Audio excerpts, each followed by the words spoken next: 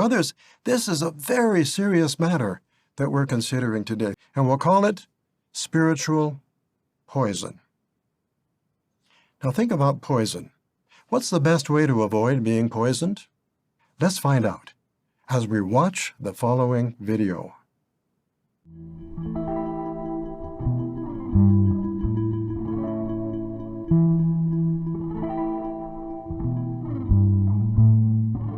This month, I'd like to talk about the efforts Jehovah's organization is making to produce literature, publications, articles that are as accurate as possible. We're going to talk about accuracy of statement. Hey Dave. Can I call you Dave? I'm going to call you Dave. Dave, before we get started, let's define our terms.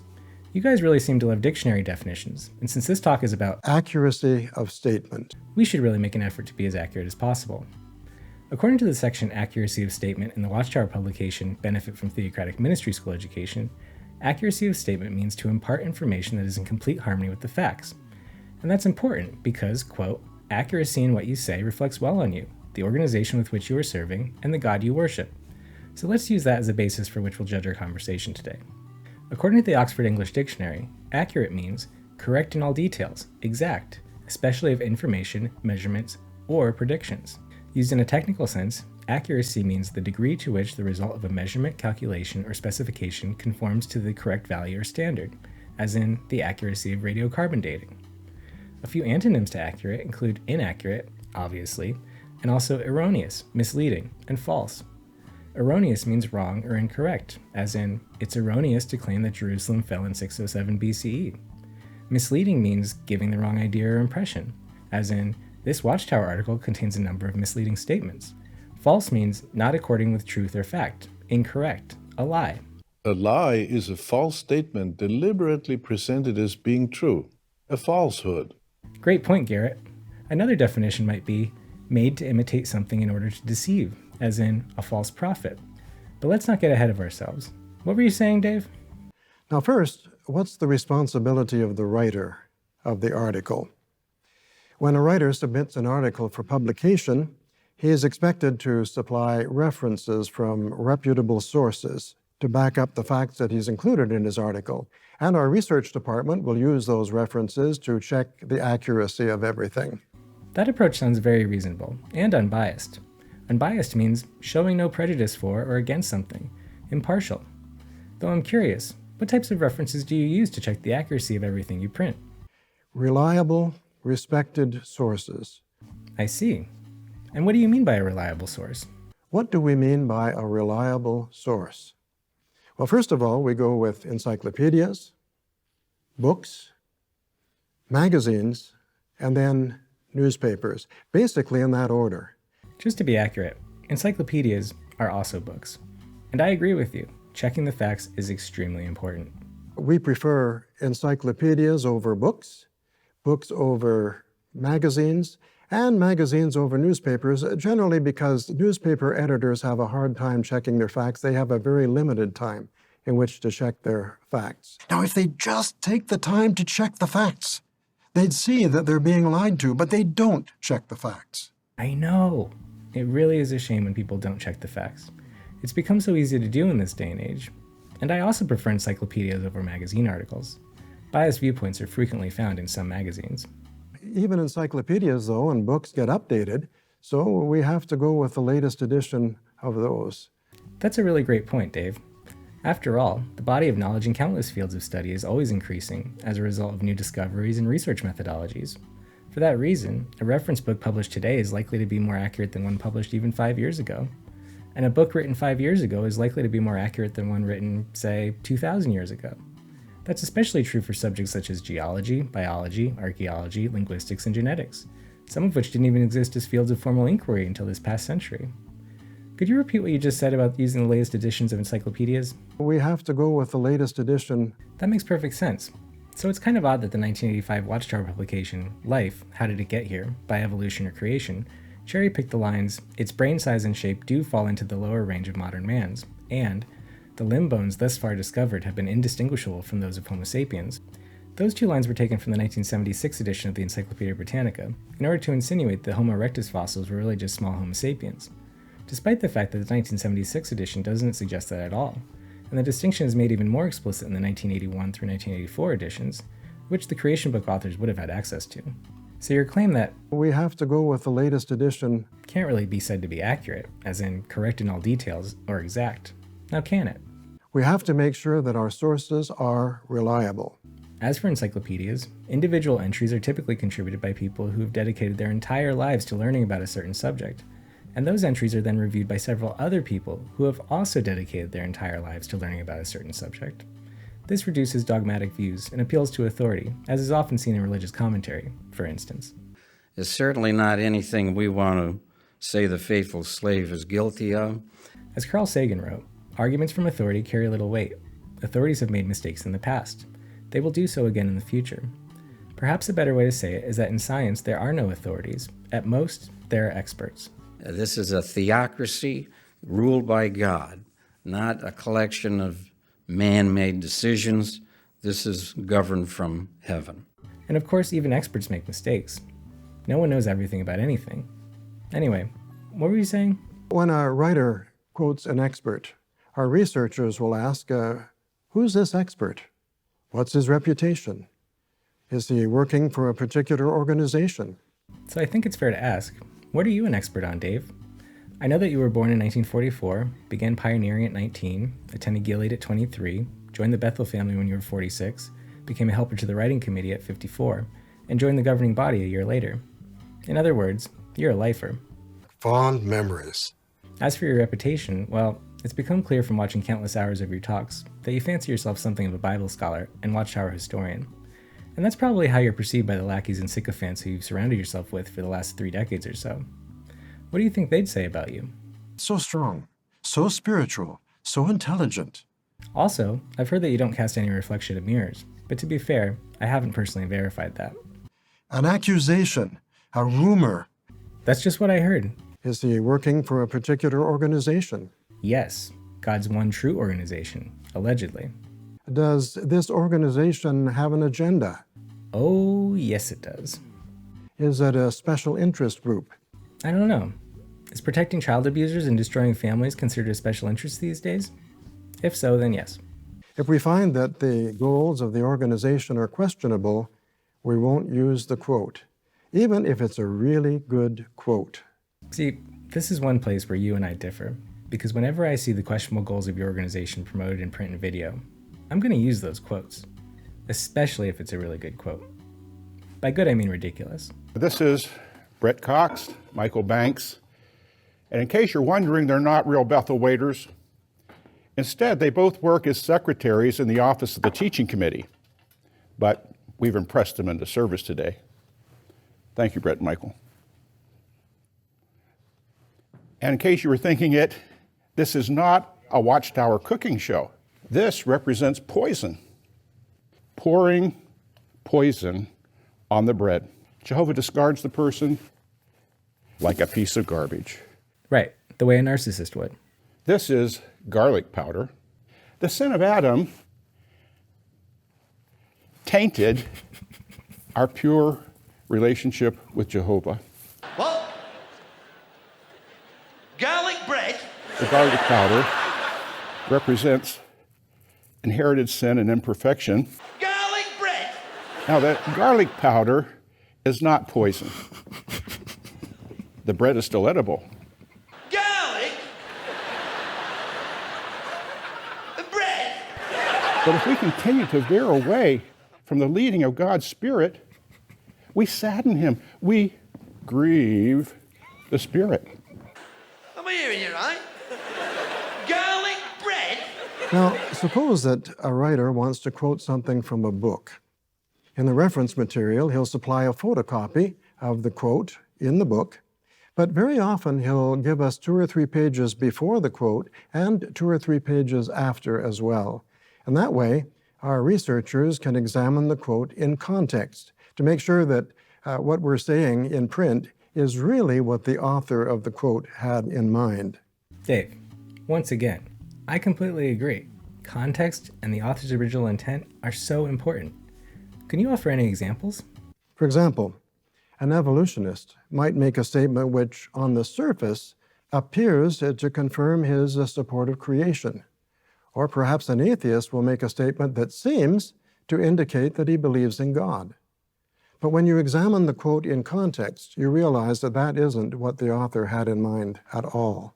We would never deliberately distort a quotation. Really? Because that sounds a whole lot like the time that the Watchtower quoted evolutionary biologist and prominent atheist Richard Dawkins in the line, "At this point, a reader may begin to understand Dawkins' comment in the preface of his book. This book should be read almost as though it were science fiction." Moments ago you said, We would never deliberately distort a quotation. Dawkins' complete quote reads, "This book should be read almost as though it were science fiction. It is designed to appeal to the imagination, but it is not science fiction. It is science. Cliché or not, Stranger Than Fiction expresses exactly how I feel about the truth." Truth is that which is a fact. Garrett, you are so right. So is there any chance that the authors of the creation book simply missed that part? Also, why are all Watchtower publications written anonymously? You don't know who's behind it. That makes sense. In any case, is your assertion that, We would never deliberately distort a quotation. in fact, inaccurate, erroneous, and misleading? How do you explain this oversight? They were sneaky. Well, that was true back then, and it's true today, as we'll see. I mean, if you say so. We try very hard to use all of our quotations in context. Apparently not hard enough. Of course, you weren't at Bethel when the creation book was written, so I'll give you a pass on that one. But in 2015, when you certainly were on the writing committee, the Awake quoted biologist and professor Dr. Rama Singh's essay, "Darwin's Legacy, Why Biology is Not Physics, or Why Evolution Has Not Become a Common Sense."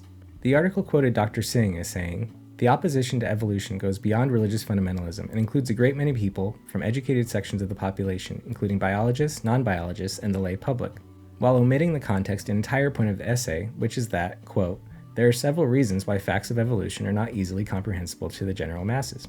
Dr. Singh then spends another 2,100 words explaining those reasons. His essay concludes, "Knowledge of evolution is required for a good understanding of all aspects of our life, from the functioning of our body and brain to our relationship with our fellow human beings and the environment around us." You know, that seems like a pretty good explanation for why the Watchtower so frequently and shamelessly distorts scientific research whenever it suits them. As you're no doubt aware, Dave, when Dr. Singh learned of your deception, he sent the Watchtower Corporation a letter stating, quote, "I am asking you first to remove the misquotation from your article immediately, and second, print an unconditional apology for what I consider is a deliberate damaging action on your part to my reputation.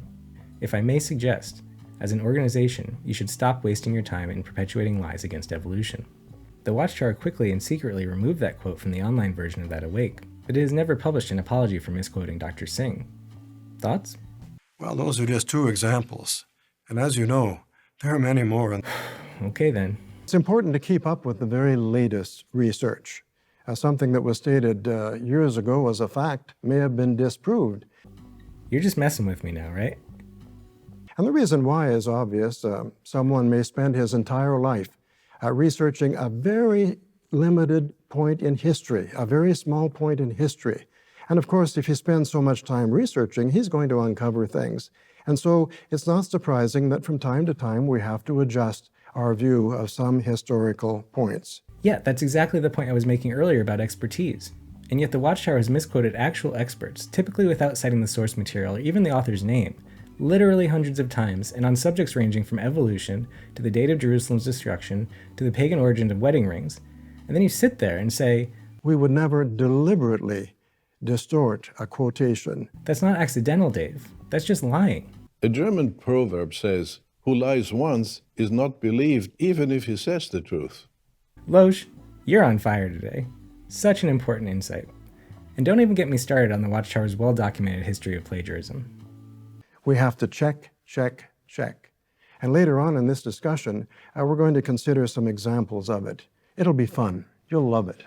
I sincerely cannot wait.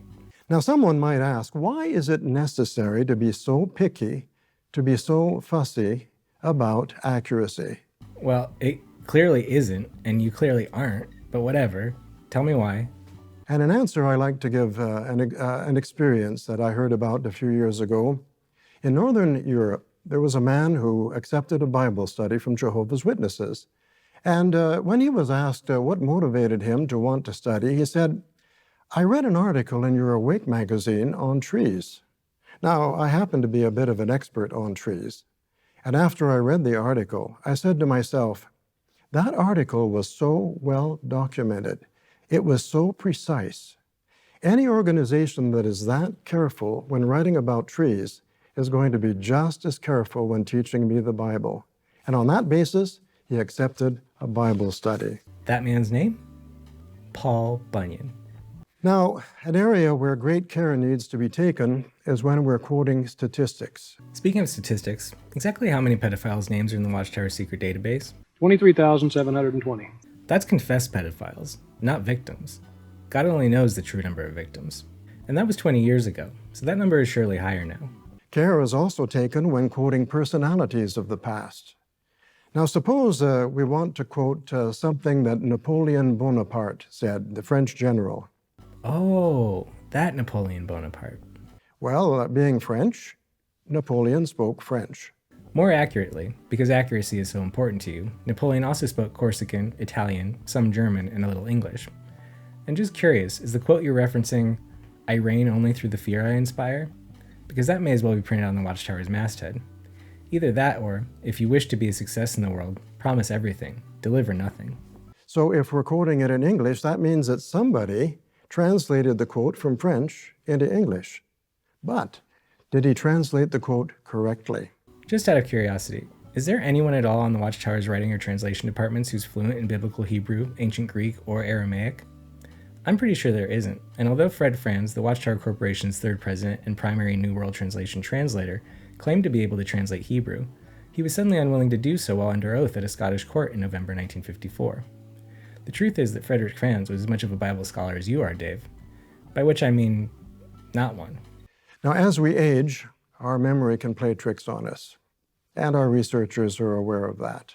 And it's a good thing, too. Otherwise, all of the elderly Jehovah's Witnesses under your control might remember what Franz actually prophesied would happen back in 1975, and that would make them sad. Lies the opposite of the truth. That's true, Garrett. Thank you. Suppose that an elderly brother writes in his life story that he was baptized at a circuit assembly on a certain date. Our researchers may look at the date. They may check the date. And suppose they find that the date the brother gave fell on a Tuesday.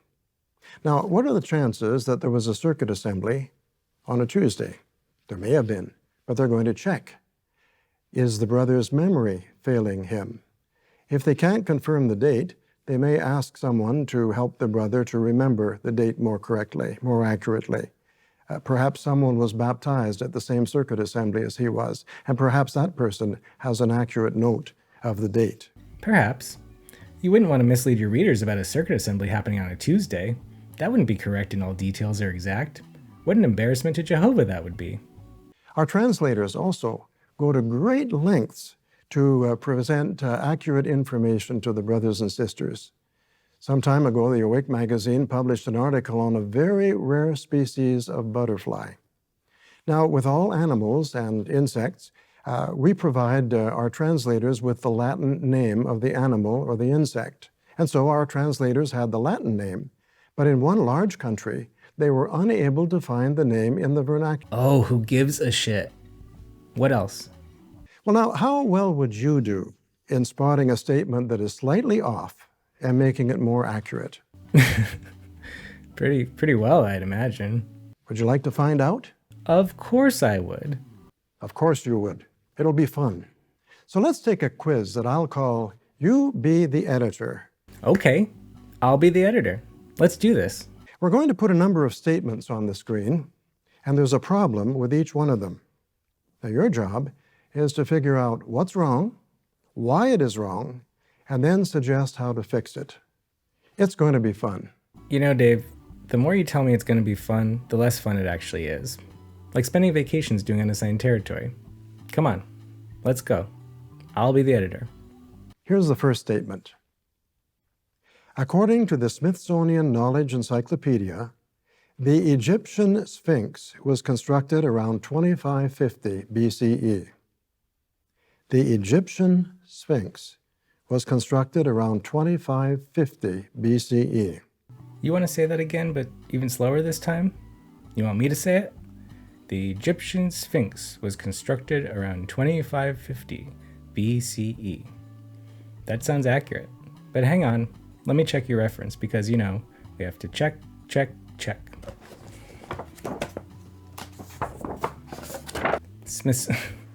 Smithsonian Knowledge Encyclopedia, page 256. This huge statue has the body of a lion and the head of a human. It was probably built around 2550 BCE, but its story is a mystery. And you also just said that you go with encyclopedias, books, magazines, and then newspapers, basically in that order. You prefer encyclopedias. I know I'm the editor, but what's the problem here, Dave? Well, the problem is with the date, 2550. The global flood occurred about 200 years after that date. So what are the chances that the Sphinx survived the flood? Unless, of course, you think that that's how the Sphinx lost his nose. What's your point? Now, these dates are good for you school children to keep in mind when you're writing reports. Sometimes you copy something from an encyclopedia and it gives a certain date, but think about the date of the flood, 2370, so that what you put in your report is as accurate as possible. Dave, I felt like this was going okay, and I was really trying to keep it light. But now that you're encouraging Jehovah's Witness children to not just blindly accept, but also promote the Watchtower's ignorance at school, well, I used to be one of those children. Lying involves saying something incorrect to a person who is entitled to know the truth about a matter. No question about that, Garrett. And I believe that children are entitled to know the truth about the world that they live in, regardless of their parents' biases. So we're first going to talk about the Sphinx and the Great Pyramid of Giza, and then we're going to talk about the flood. Remember, I'm the editor, and accuracy is important. Do you have anything else you'd like to say before I begin? Do the math. Yes, you heard right. Do the math. Now, math may not be your favorite subject, but as we're going to see, someone has to do it. Sometimes, doing the math is the only way we can make a timeline. Perfect. Well, the first dynasty of Egypt was established around 3100 BCE, or 5100 years ago. All archaeological construction sequencing, historical documentation, and radiocarbon dating of organic materials illuminates an unbroken record of Egyptian rule from the first dynasty to the present day. I know you probably want to say something about not accepting radiocarbon dating as accurate, except that the Watchtower does whenever it suits them, as with the dating the Shroud of Turin to the 13th or 14th century.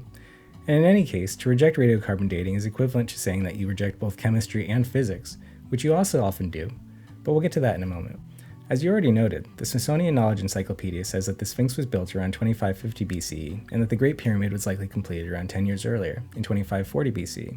However, the most current research suggests that the Great Pyramid was built by Pharaoh Khufu around 2570 BCE, during Egypt's 4th dynasty, and that the Sphinx was likely built during the reign of Pharaoh Khafre around 2500 BCE. The truth is, expert opinion varies on which pharaoh commissioned the structure. It's important to keep up with the very latest research. Regardless, absolutely no one besides your followers and other assorted fundamentalists believe the baseless claim made on page 450 of the Insight book that, quote, since the Bible points to the year 2370 BCE as the date of the global flood, Egyptian history must have begun after that date. Nor is there any evidence whatsoever that the Israelites were ever slaves in Egypt. None, if you really want to be accurate. Your crackpot founder of the Watchtower, Charles Taze Russell, taught that the Great Pyramid was built by the high priest Melchizedek. It wasn't. Melchizedek is supposed to have been one of the shepherd kings who invaded Egypt and built the Great Pyramid. That doesn't make any sense. Oh, I agree. Russell was nearly as ignorant of history and as self-serving as you are. So now let's talk about the flood. If the flood did indeed happen in 2370 BCE, then you have to explain the abundant archaeological evidence in Egypt of a thriving and unbroken Egyptian culture before and after that year, including the steppe pyramid of Djoser, built 300 years before the Great Pyramid of Giza was. You have to propose how and when those structures were built in the years following the flood, when the global human population had recently plummeted to 8 persons in total. Now, on the surface, that might sound plausible to some until you think about it. And speaking of pyramids, you have to explain how the pyramids and city of Caral Supe on the central coast of Peru were built by humans around 2600 BCE, how humans were destroyed by the flood and then managed to reoccupy that region and keep building immediately afterward. You have to show evidence for all of that before tricking Jehovah's Witness children into failing their history assignments in the Watchtower's name. You need to provide something besides assertions that we can check. Do Do you have anything to say to that, David? Here's what we know. The flood occurred in 2370 BCE. Now that date is absolutely solid. Okay, so first of all, you don't know that because a person cannot, by definition, know something that isn't true. You can believe something that isn't true, but you can't know something that isn't true.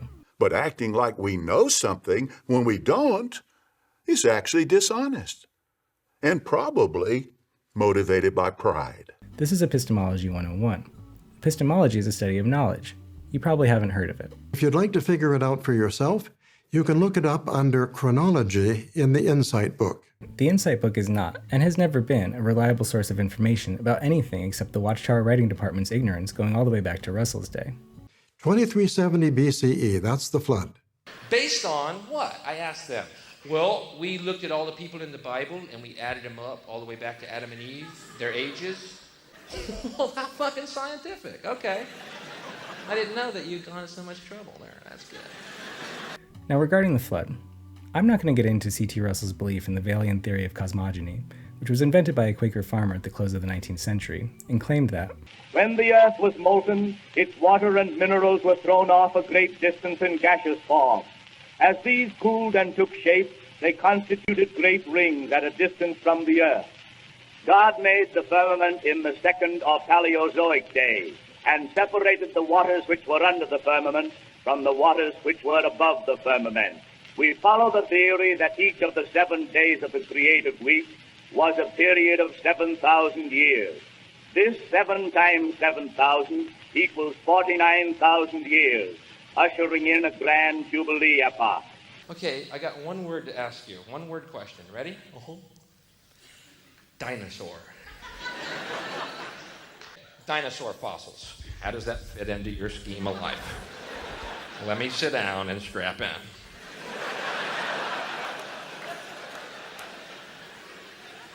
Do the math.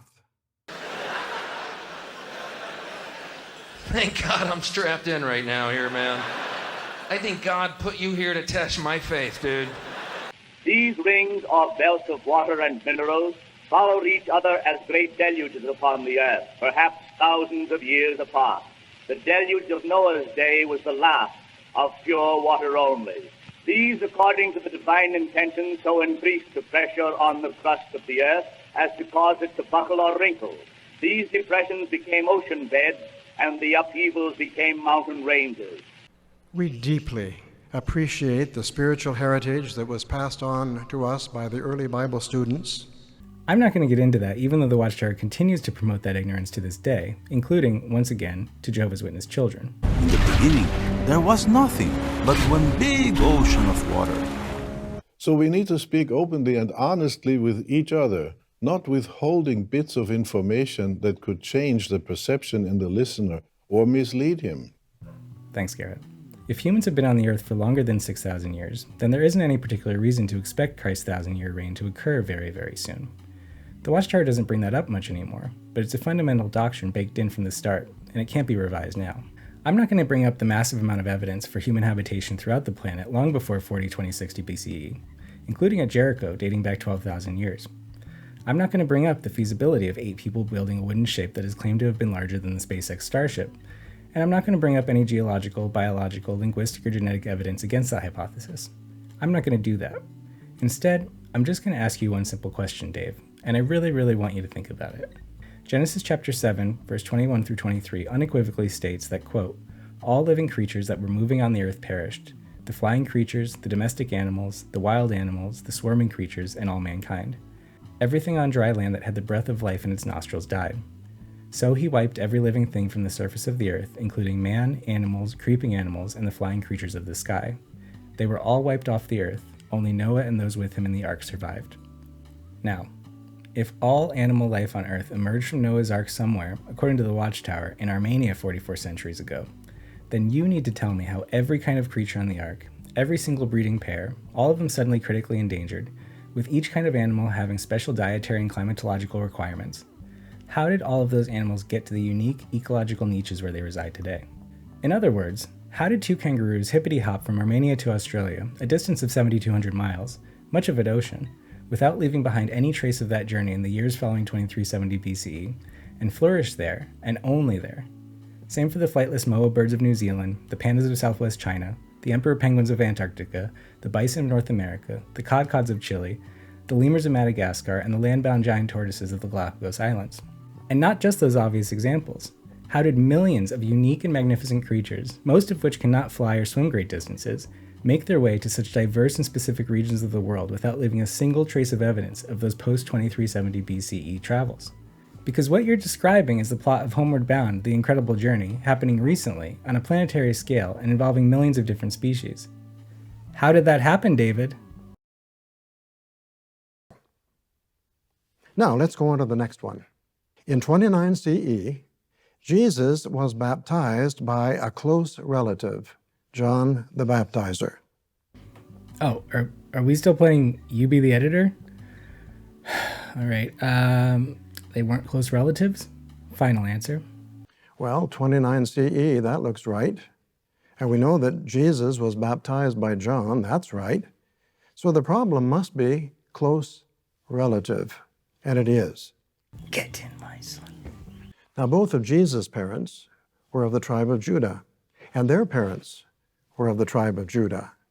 But what about John's parents, Zechariah and Elizabeth? They were both of the tribe of Levi. So Elizabeth and Mary couldn't have been sisters. Could they have been cousins? Maybe. We can't even confirm that. And if they were, that would make Jesus and John second cousins. Well, is a second cousin a close relative? Some would say yes, some would say no. So it's safer just to say in 29 CE, Jesus was baptized by a relative, John the Baptizer. That is safer to say, and more accurate. So it's odd that the Watchtower referred to John the Baptist and Jesus as close relatives in the August 15, 2010 Watchtower. Wait, Dave, were you editing the Watchtower in 2010? How embarrassing. Here's one. Let's see if you can spot the error in this one. While most of the early Christians were held in little esteem in the community, a few enjoyed an elevated social status. For example, Luke was a respected physician. Well, at Colossians 4:14, Paul calls Luke the beloved physician, but that's in the New World Translation, which is, to be accurate, often inaccurate, and to be more accurate, frequently misleading. Other translations call Luke a dear friend, well-loved, and dearly loved. In any case, I don't dearly love anyone that I don't also respect, so you're kind of straining gnats here. Is this supposed to demonstrate your commitment to accuracy? Well, the word we need to look at is respected. Quote, is he respected by knowledgeable persons, viewed as qualified? The disciple Luke evidently had studied and gained sufficient experience so that when the Apostle Paul referred to him as Luke the beloved physician, his qualifications were respected. The Watchtower Magazine, June 15th, 1982. What's your point? Now, we respect our doctors today. Unless those doctors advise you to not let your kids die from life-threatening accidents and treatable diseases.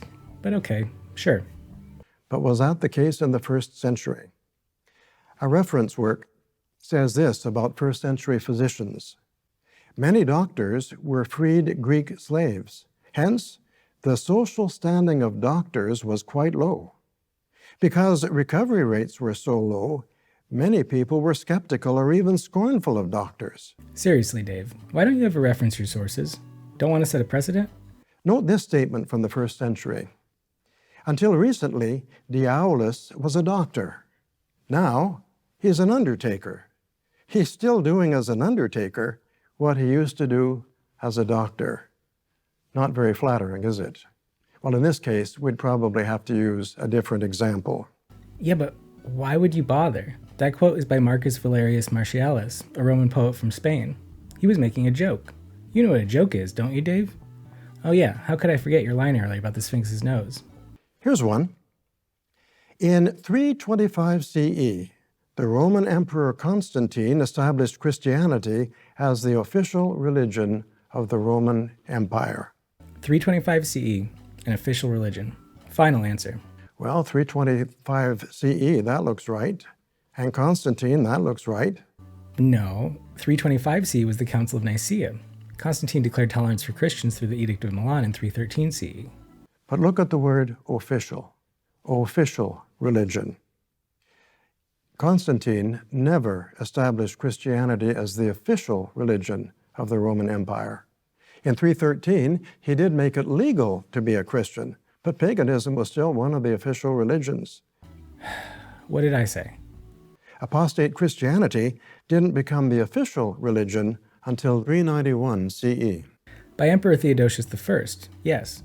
But the claim that Constantine made Christianity the official religion of the Roman Empire appears in the God's Eternal Purpose book, Mankind's Search for God, Chapter 3 of the book The Bible, God's Word or Man's, as well as in the Watchtower in 1961, 1982, 1984, and 1985. You know, I'm starting to suspect that historical accuracy is not the writing committee's top priority. This one is tricky. See how you do on this one. Imagine the Apostle Paul, during his first imprisonment in Rome, writing his letter to the Colossians from a dark prison cell. I'm sure that the answer you're looking for is that Paul was under house arrest and not in a dark prison cell. But the more accurate answer, if you're going to go by the most up-to-date scholarship done by experts who have dedicated their lives to the subject, it's important to keep up with the very latest research. Is that Paul did not write the letter to the Colossians. There are a number of reasons for that conclusion, but I don't think you'll find any of them very compelling. So let's just move on. Here's one. We can have confidence in the Bible. It is mankind's oldest book. I'm going to let Dr. Christine Hayes, Yale University Professor of Religious Studies and Classical Judaica, answer this one. We can feel that we have a rough idea of the Bible and a rough idea of its outlook, when in fact what we really have are popular misconceptions that come from the way in which the Bible's been used or misused. Most of our cherished presuppositions about the Bible are based on astonishing claims that others have made on behalf of the Bible, claims that the Bible has not made on behalf of itself. So that was the truth. The first is the idea that the Bible's a book. It's not a book. We'll get rid of that one. Okay, the Bible is not a book. With all that implies, that it has a uniform style and a message and a single author, the sorts of things we think of when we think in a conventional sense of the word book. It's a library, right? It's an anthology of writings or books written and edited over an extensive period of time by people in very different situations, responding to very different issues and stimuli, some political, some historical, some philosophical, some religious, some moral. There are many types or genres of material in the Bible. There's narratives, wonderful narrative stories. There's all kinds of law. There are cultic and ritual texts that prescribe how some ceremony is supposed to be performed. There are records of the messages of prophets. There's lyric poetry. There's love poetry. There are proverbs. There are psalms of thanksgiving and lament. So there's a tremendous variety of material in this library. And it follows from the fact that it's not a book, but an anthology of diverse works, that it's not an ideological monolith. And this is something a lot of students struggle with. Thanks, Dr. Hayes. You're awesome. To reiterate, the Bible is not a book. Now here's a quote from Insight on the Scriptures, our Bible encyclopedia. Correction. Encyclopedias contain facts about reality. Insight on the Scriptures is, at best, a deceptively titled indoctrination tool masquerading as a Bible reference book. Anyhow, what does it say? It says, there is no way to establish definitely that some of the histories mentioned in the book of Genesis were committed to writing before the flood. And yet we can definitely establish that that did not happen. How many more of these do you have, Dave? Here's the last one. In 1517, Martin Luther nailed his 95 Theses on the door of a church in Wittenberg, Germany. Well, that story might be based on tradition and not a historical event. But that exact statement was still printed in the Watchtower in 1985, as well as in the Kingdom Come book and Mankind's Search for God. There's no consensus. We would have to modify the statement. Some believe, or it is believed, in order to make it more accurate, and to acknowledge the fact that there are differences of opinion. Phrases like that would make them more accurate. And in fact, Charles Taze Russell frequently did use phrases like that to deflect responsibility for his preposterous claims. But the days of acknowledging that there are differences of opinion within the Watchtower Corporation or among Jehovah's Witnesses is long past. Well, how did you do on the quiz? If you're like me, you've probably made some of those statements yourself at times. I'm sure that I have, but only because that's what I was taught was the truth. And the Watchtower's truth can't be questioned without consequences. It can only be repeated ad nauseum. The statements were based on the best research we had at the time. Hold up. That's the first time in this whole conversation that you've acknowledged that the Watchtower has ever published inaccurate and misleading statements and misquotes. And those are the ones you chose to correct? sneaky. Oh, definitely. But why bother? This is to illustrate the fact that times change. Research facilities improve. A scholar does exhaustive research on one point of history, and he uncovers things that were previously unknown. Including scholarship about Egypt, the Bible, and all life on Earth, which you then ignore or deny, keeping that research unknown to your followers, keeping them ignorant. There are small lies, big lies, and malicious lies. There certainly are, Garrett, in every single Watchtower publication. We should avoid all lies, not just big or malicious lies. So we have to keep up. We have to check, check, check. And then lie, lie, lie. And then lie some more. And when credible research reveals that we have to adjust or tweak a statement that we made in the past, we do so without hesitation. I really wish you would. Our goal is to provide information that is as accurate as possible. Dave, if that were true, the Watchtower Corporation would have to spend the next decade publishing extensive corrections instead of hiding them in a dusty corner of your website under the heading Beliefs Clarified. That or just keep lying. Your call. Because we know that you brothers and sisters use this information. You quote it in the field ministry. You use it in your public talks. And so we want to make sure that our brothers are fed with the most accurate spiritual food possible. And yet for over 140 years, the indoctrination materials you call spiritual food that are published by the Watchtower, consumed by Jehovah's Witnesses, regurgitated at the Kingdom Hall, and foisted on the public have never, ever been accurate, let alone true. You're probably not going to like what I have to say next. Don't worry about me. I'm spiritually strong. I can handle it. Dave, I want you to understand that the Watchtower's publications and videos are by far the single greatest contributor to children and adults with a moderate connection to reality, losing their confidence in anything you have to say. This trend has been a concern of the governing bodies for a number of years. And we wondered, why is it that so many people are not taking a stand for the truth? You can probably think of a number of reasons yourself. Well, the main reason is that the Watchtower's claims are demonstrably untrue. Another reason is that regardless of the appealing frosting that authoritarian cakes are coated with, they will always remain toxic to consume. There are so many factors to consider. The biggest factors for people not leaving the moment they discover their situation are physical and emotional dependence. In fact, the only thing keeping a significant portion of your followers from speaking up is that their family and friends, perhaps everyone they know and love, will start treating them differently or abandon them simply for being honest about what they know to be true. The Bible tells Christians to be honest with each other. Well, that's not an option. Oh, I agree. When you're one of Jehovah's Witnesses, it's never safe to be honest. And safety and belonging are understandably going to take precedence for children who find themselves in that circumstance. That's exactly what happened to me. But what was the circumstance? Well, you know that Dawkins quote I mentioned earlier? Why, yes. That's actually, specifically, what woke me up. When was that? When I was 15 years old, I took a copy of the Creation book to my public library and furtively looked up the references. I can still recall being hunched over in the biology section, truly afraid that someone in my Kingdom Hall would discover me there. And when I saw that misquote, I muttered under my breath, they're fucking lying to us. Lies and half-truths undermine trust. They do. They really do. And you know what? I was terrified. I was heartbroken. How many thousands of lies and false promises was I told from birth? Stumbling doesn't begin to describe the feelings that myself and millions of other little ones have to contend with when we become aware of what's real, of what's true. This is all very nice. But what does it have to do with me? What does it have to do with you? I'll tell you. See, once upon a time, you and I weren't all that different. I was once young. And so was I. And both of us were misled due to their ignorance by each of our families. Now that is interesting. That is relevant to us. Do you know what a family is, David? These are people we know. These are people we love. These are people who have our best interests at heart. Yes, I'd like to believe that's true. But children and parents with limited education and severe emotional vulnerabilities who really, really want to escape reality tend to be naive. What's that scripture you like to quote? I think it's in Proverbs. Chapter 14 and verse 15.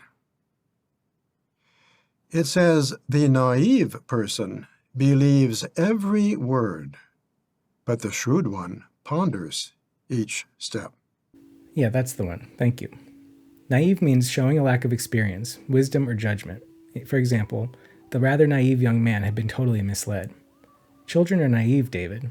Aren't they, Steve? Young children are easily tricked or fooled. Children are naive, but that's not really their fault. They rely on their parents not to mislead them, and that can't happen if their parents have also been misled. And all Jehovah's Witnesses have been misled. As I understand it, you gave your first theocratic ministry school talk around the age of 9. Would you like to know the title? It's a good one. Sure. What was it? Proclaiming the World's Doom. See, that's why, even now, I can forgive 9-year-old David and Charlie's ignorance. Ignorance just means a lack of knowledge.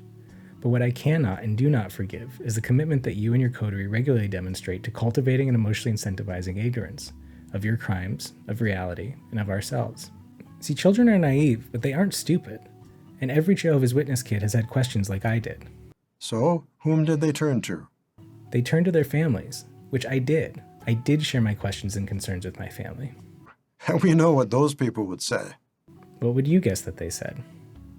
Ask the elders or other experienced publishers. That's exactly right. So I did that. But if I pressed them on any of the details, their watchtower condition panic would activate. And that's frightening. They were alarmed. They were quickly shaken from their reason. Right, which is how I soon found myself studying with an elder in my congregation. He couldn't answer my questions either. Instead, he would defensively say things like, "We have nothing to hide. When you're at the meetings, listen carefully to what the brothers are saying. Watch how we interact with one another. Take note of how the organization is financed. Get to know the elders, their wives. Introduce yourself to the circuit overseer and his wife when they come." I did that too, but it only made things worse. I would look around my hall at the elders and think, nah. What ingratitude. I also asked my best friend Trevor about it, and he shut me down. He was even more frightened of the implications than I was. Incidentally, he's an elder now. I'm curious though, was my friend Dee an apostate when she woke up at age 7? Was my younger brother at age 9? Some who aren't really apostates can cause just as much trouble as the apostates do. Clearly. Was I an apostate at age 15, a year after being baptized? Of course we weren't. It's really faith-strengthening, isn't it? No, it wasn't. And at every turn, I would be told that I need to pray more and study more. You do not. Repeat, you do not have to study. But I did study, and studying would only lead to more questions. As a consequence, I would be treated with more scrutiny and suspicion both at home and in my congregation. So although I kept studying, I stopped asking questions. Because whenever someone starts asking questions, Jehovah's Witnesses are told, avoid them. Since then, I've heard countless similar stories from other Jehovah's Witnesses, including from my partner, a brilliant woman who would regularly pray to Jehovah as a child to dampen her curiosity, because it's painful and disorienting to be smart and have to pretend to be stupid. When you hear experiences like that, it makes you proud to be part of Jehovah's organization. Isn't prayer amazing? Well, that's what happened back then. Have you heard any stories like that from Jehovah's Witness children or their parents? Does any of that sound familiar? Does that sound familiar? Why, yes. How often do you hear about children discovering that the Watchtower is lying and then being tricked into disassociating themselves, stigmatized as apostates, or disfellowshipped for causing divisions? Plenty. I assumed so. That isn't right, David. It isn't right to lie to children, and no child should be ashamed of their natural curiosity and interest in the world around them. But we were. And it's still happening everywhere that your corporation operates, every single day. But does it matter? Yeah, it matters a whole lot, including to a lot of people who I care about very much. Does it create divisions? Yes, it does. The Watchtower's lies destroy families. Is it a cause for stumbling? Of course it is. Do you want a list of names? You already have at least 20,000 of them. Is it contrary to what we have learned? By that do you mean, does the Watchtower's doctrine conflict with both the Bible and reality? Given this conversation, do I even have to answer that question? What did you think of last month's broadcast? I thought it was inhuman and unchristian nonsense, as usual. Malenfan's malevolent. If it seems to some parents that no, somehow they failed, well then how do you account for children who receive no help whatsoever from their parents, and they love Jehovah and they come into the truth? It's heart condition. And it's a remarkable slavery, really.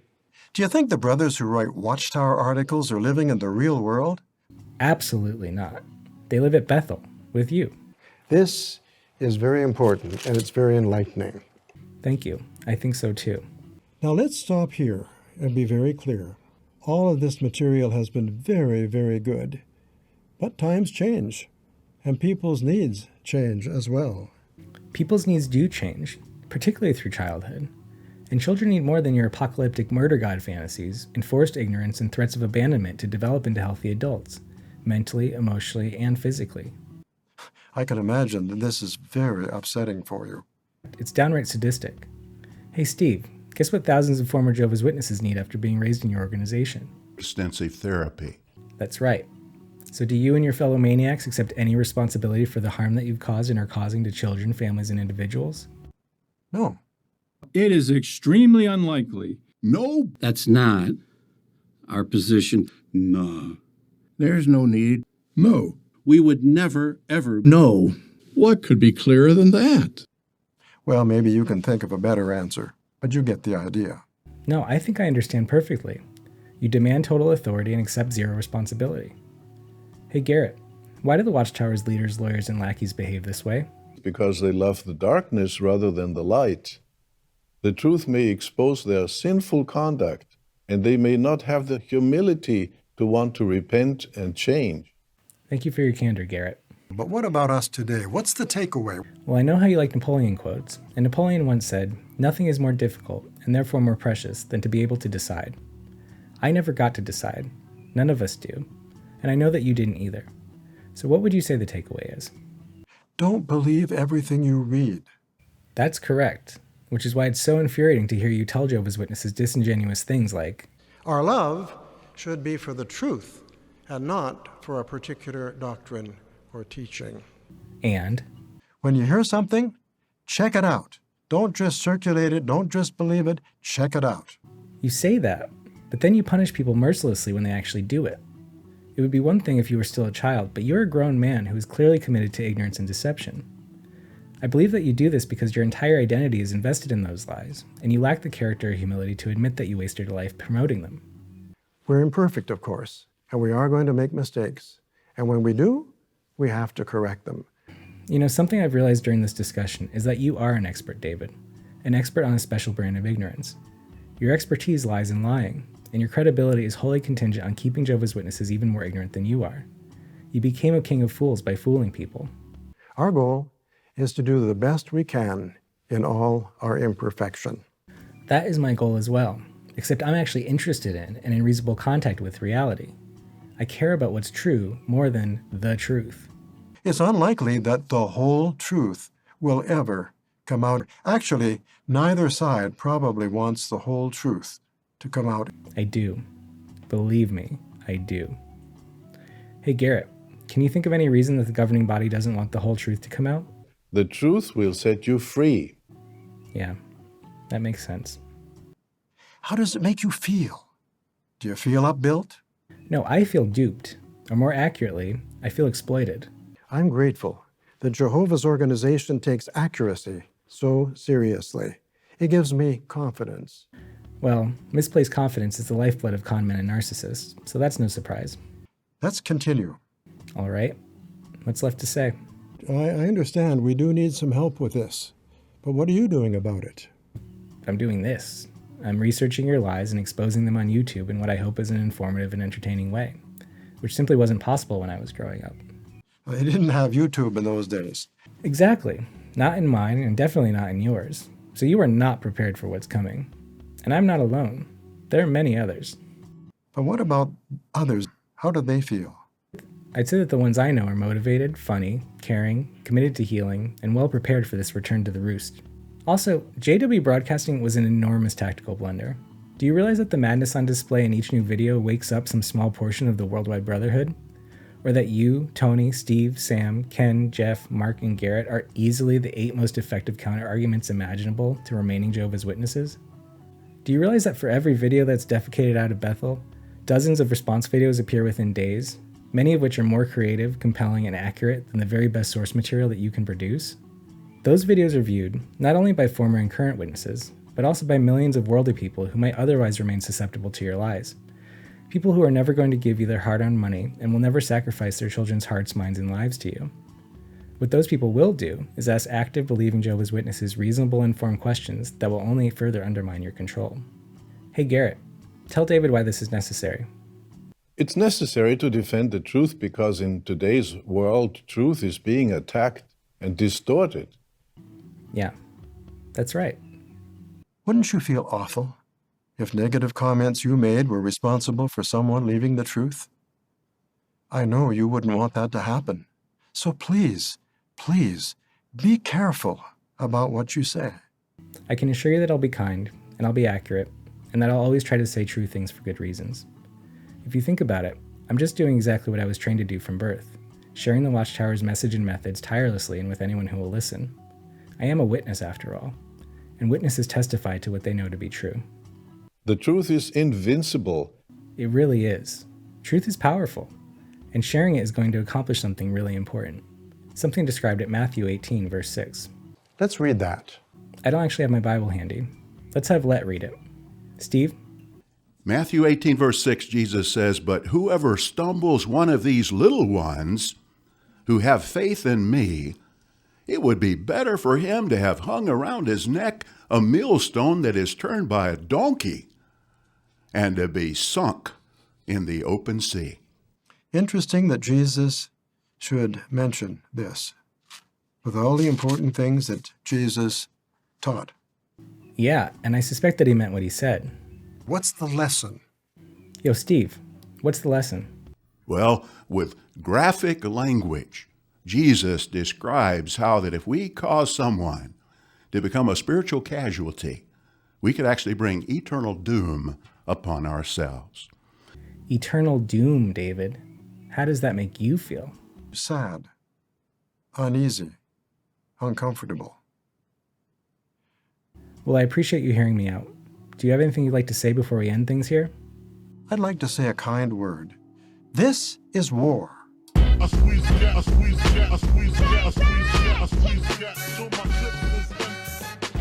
Fundamentalist Christianity, fascinating.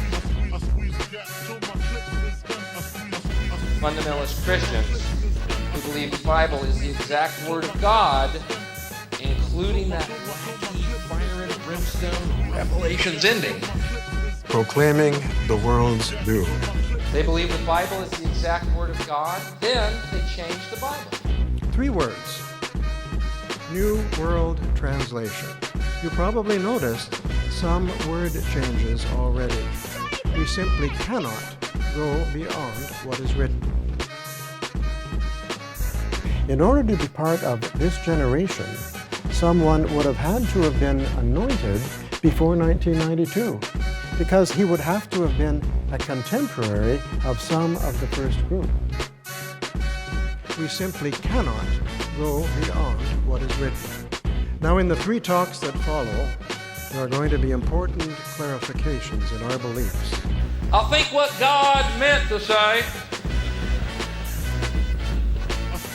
Pretty presumptuous. Jesus trusts that the imperfect faithful slave will do its best to convey spiritual food. Do you also trust the slave?